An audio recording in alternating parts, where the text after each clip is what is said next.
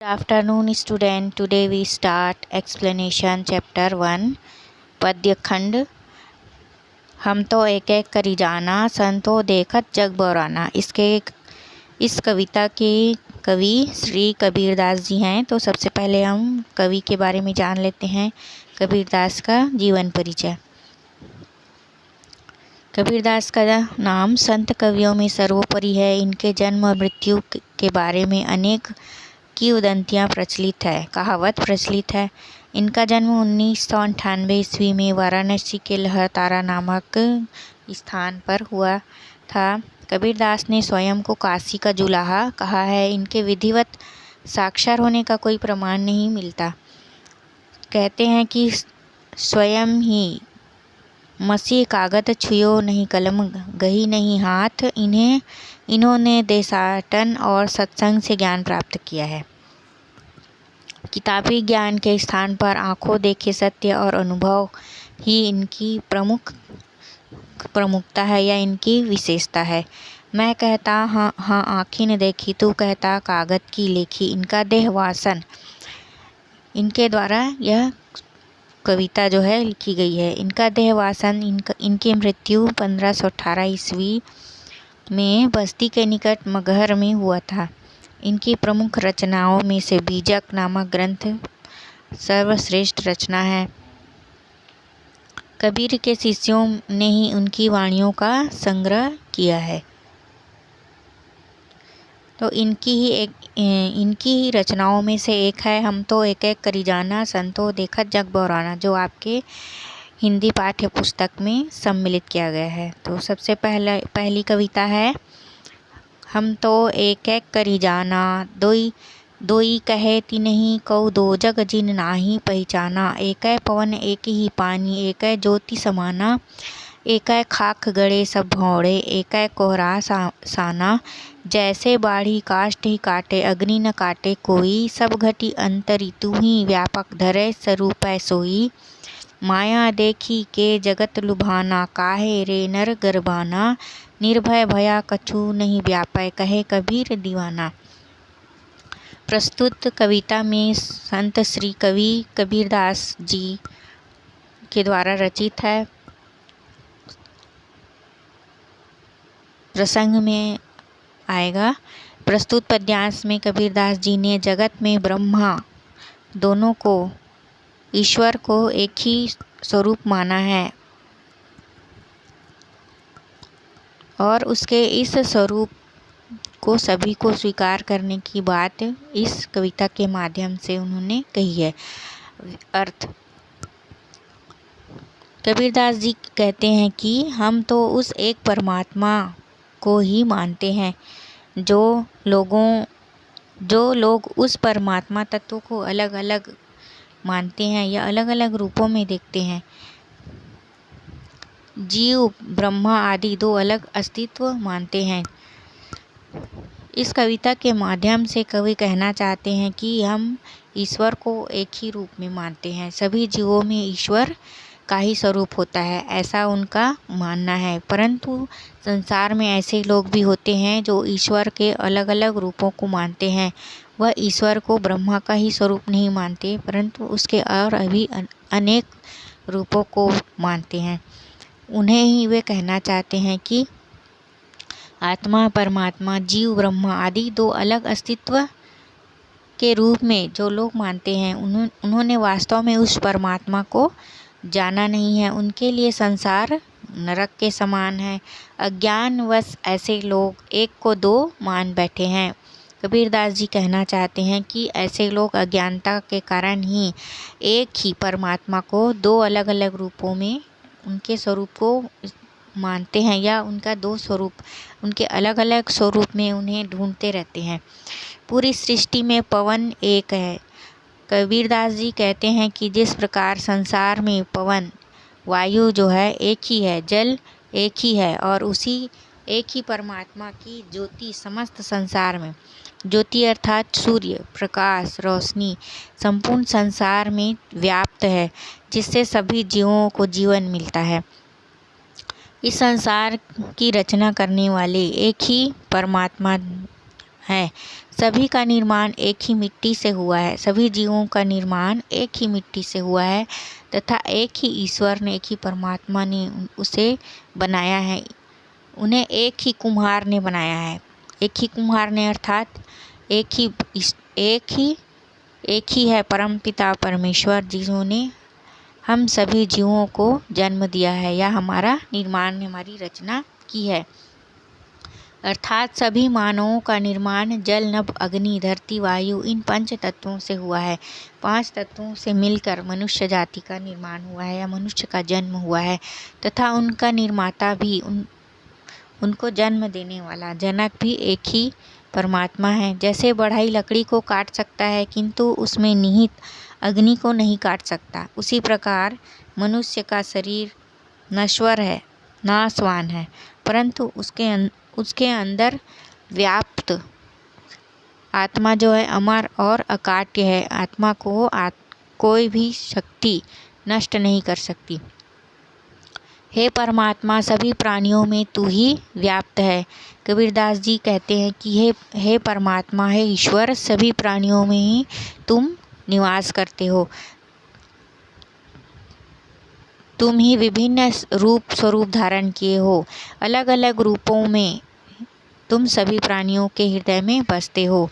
यह सभी जीवित प्राणियों के अंदर ईश्वर का ही रूप होता है। कबीर मनुष्य को संबोधित करते हुए कहते हैं कि हे मनुष्य, संसार के माया रूप को देखकर यह सारा संसार लुब्ध हो गया है।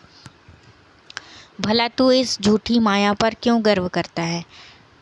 प्रभु प्रेम में दीवाने कबीर कहते हैं कि ईश्वर भक्ति में लीन होकर, कबीरदास जी कहते हैं कि जो लोग माया मोह में मुक्त हो जाते हैं, जो लोग माया मोह से मुक्त हो जाते हैं, अर्थात जो लोग स्वार्थ की भावना से मुक्त होकर सभी जीवों के लिए सुख के लिए सोचते हैं या सभी के कल्याण के लिए सोचते हैं, वे निर्भय रहते हैं। उनके मन में किसी प्रकार का भी भय नहीं रहता, उन्हें किसी प्रकार का कोई भी भय नहीं रहता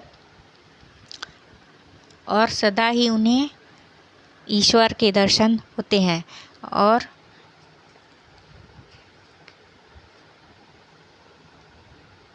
परम तत्व परमात्मा को वह अनुभव कर पाते हैं। इसीलिए हमें हर पशु पक्षी, हर प्राणियों की रक्षा करनी चाहिए, क्योंकि सभी में ईश्वर का ही एक रूप होता है। सबके प्रति दया और प्रेम की भावना रखनी चाहिए। अगली कविता है कविता नंबर 2, संतो देखत जग बौराना।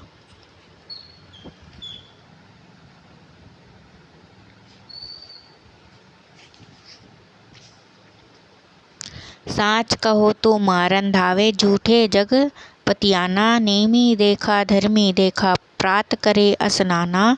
आतम मारी पखानहि पूजय, उनमें कछु नहीं ज्ञाना। बहुतक देखा पीर औलिया, पढ़े किताब कुराना।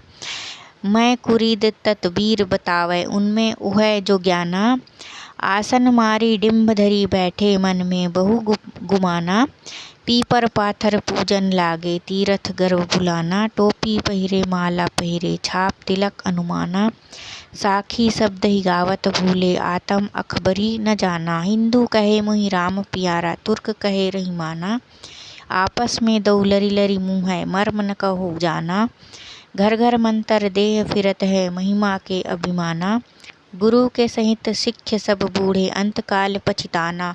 कहे कबीर सुनो हो संतों, ईब सब धर्म भुलाना। केतिक कहो कहा नहीं मानै, सहजे सहज समाना। इसका अर्थ है, इसमें पहले प्रसंग, इस कविता में जो प्रसंग बताया गया है, प्रस्तुत पद में कबीरदास अखंड समाज सुधारक के रूप में प्रकट हुए हैं। इस कविता के माध्यम से कबीरदास जी समाज सुधारक के रूप में उनका स्वरूप दिखाई देता है। यहाँ पर वे धर्म एवं सामाजिक रीति रिवाजों के क्षेत्र में मौजूद आडंबरों पर कबीरदास ने अपनी कविता के माध्यम से लोगों के बीच रीति रिवाजों के प्रति कुप्रथाओं के प्रति जागरूक करने के लिए इस कविता के माध्यम से लोगों को बताया है। कविता का अर्थ।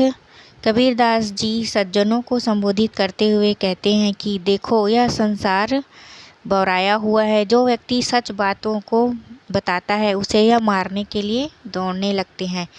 यह संसार के लोग बौराए हुए हैं। जो भी व्यक्ति सच के मार्ग पर चलता है या सच्चाई लोगों के बीच में सत्य घटनाओं को कहता है उसे लोग मारने के लिए दौड़ने लगते हैं। तथा जो झूठ बोलता है, जो व्यक्ति झूठ बोलता है उस पर इस संसार के लोग आज के समय में उस पर विश्वास कर लेते हैं, झूठी बातों पर विश्वास करते हैं। कवि हिंदुओं के बारे में बताते हैं कि ऐसे लोग बहुत हैं जो नियमों का पालन करते हैं तथा धर्म के अनुसार अनुष्ठान आदि करते हैं। ये प्रातः उठकर स्नान करते हैं। ये अपनी आत्मा को मारकर पत्थरों को पूजते हैं। अपनी अंतरात्मा की आवाज़ को ना सुनकर पत्थरों की पूजा अर्चना करते रहते हैं। वे आत्मचिंतन नहीं करते। वे अपने अंदर की आवाज़ को नहीं सुनते हैं। बाह्य आडंबरों में ही घिरे रहते हैं। इन्हें अपने ज्ञान पर घमंड है, परंतु उन्होंने कुछ भी ज्ञान प्राप्त नहीं किया। इन्हें लगता है कि उन्होंने विश्व में ज्ञान प्राप्त कर लिया है, परंतु उन्हें कुछ भी ज्ञान प्राप्त नहीं होता। मुसलमानों के विषय में कबीर बताते हैं कि उन्होंने ऐसे अनेक पीर औलिया देखे जो कुरान का नियमित पाठ करते हैं। वे अपने शिष्यों को तरह तरह के उपाय बताते हैं, जबकि ऐसे पाखंडी स्वयं खुदा के बारे में नहीं जानते। ऐसे लोग जो हैं, आडंबर करने वाले जो लोग होते हैं, वह स्वयं खुदा के बारे में नहीं जानते। वे ढोंगी योगी पर भी चोट करते हैं जो आसन लगाकर अहंकार धारण किए बैठे हैं और उनके मन में बहुत घमंड भरा पड़ा है। कबीरदास जी योगियों पर भी उन्होंने चोट किया हुआ है। कहा है उनके बारे में कि जो आसन लगाकर अहंकार धारण किए हुए, खुद पर गर्व किए हुए बैठे हुए हैं, उनके मन में भी बहुत घमंड भरा हुआ होता है, जो लोगों के कल्याण के लिए नहीं सोचते, बाह्य आडंबरों के विषय में बातें करते हैं। कबीरदास जी कहते हैं कि लोग पीपल पत्थर को पूजने लगते हैं। वे तीर्थ यात्रा आदि करके गर्व का अनुभव करते हैं, परंतु वे ईश्वर को भूल जाते हैं। कुछ लोग टोपी पहनते हैं, माला धारण करते हैं,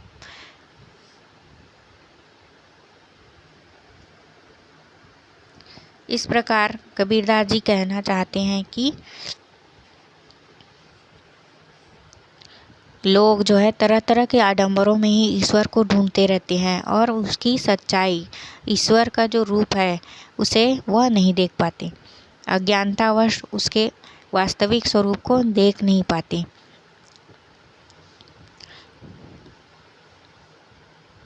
संसार में ऐसे बहुत से लोग हैं। कुछ लोग हैं जो टोपी पहनते हैं, माला धारण करते हैं, ईश्वर के नाम का माला धारण कर लेते हैं और माथे पर तिलक लगाते हैं तथा शरीर पर छापे बनाते हैं।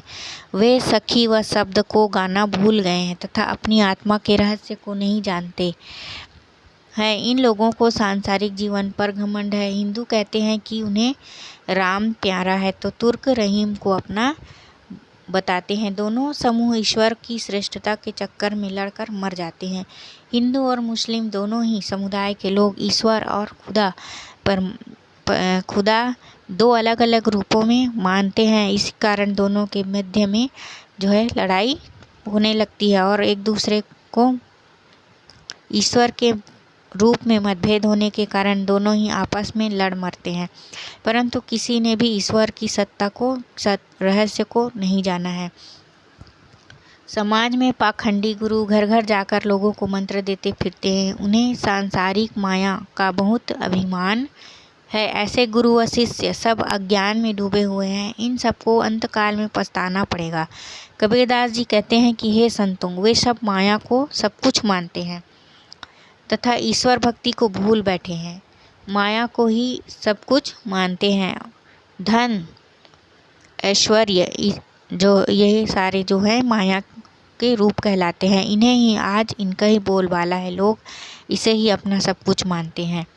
ईश्वर की भक्ति को लोग भूल बैठे हैं। इन्हें मैंने कितना कहा कि मैं कबीरदास जी कहते हैं कि इन लोगों को मैंने कितना समझाया, किंतु ये मानते नहीं। सच तो यही है कि ईश्वर सहज साधना से मिल सकता है। संत जन स्वाभाविक प्रेम से उसमें लीन हो सकते हैं। ईश्वर सरल साधारण रूप में ही हमें प्राप्त हो सकते हैं। बस उसके लिए सच्चे मन से उसे अपने अंतरात्मा में, उन्हें हर जीवित प्राणी में देखने का प्रयास करना चाहिए, तो उस ईश्वर हमें अवश्य ही दिखाई देंगे। संत जन स्वाभाविक प्रेम से उसमें लीन हो जाते हैं। इसी प्रकार उन्हें ईश्वर के दर्शन हो पाते हैं। सबके प्रति दया और प्रेम की भावना रखते हैं, तभी उन्हें ईश्वर का जो है दर्शन होता है, या ईश्वर रूपी शक्ति का अनुभव वे कर पाते हैं। कबीरदास ने ईश्वर के अनेक रूपों को न मानते हुए ईश्वर को एक ही परमात्मा का स्वरूप माना है, और ईश्वर की जो है प्रकृति के हर रूप में, जल, वायु और जीवित पशु पक्षी प्राणी सभी में ही ईश्वर को देखने के लिए कहा है, और सभी की सुरक्षा करने के लिए कहा है। स्टूडेंट, आपका यह लेसन कंप्लीट हो गया है। Watch this video, like, subscribe my channel.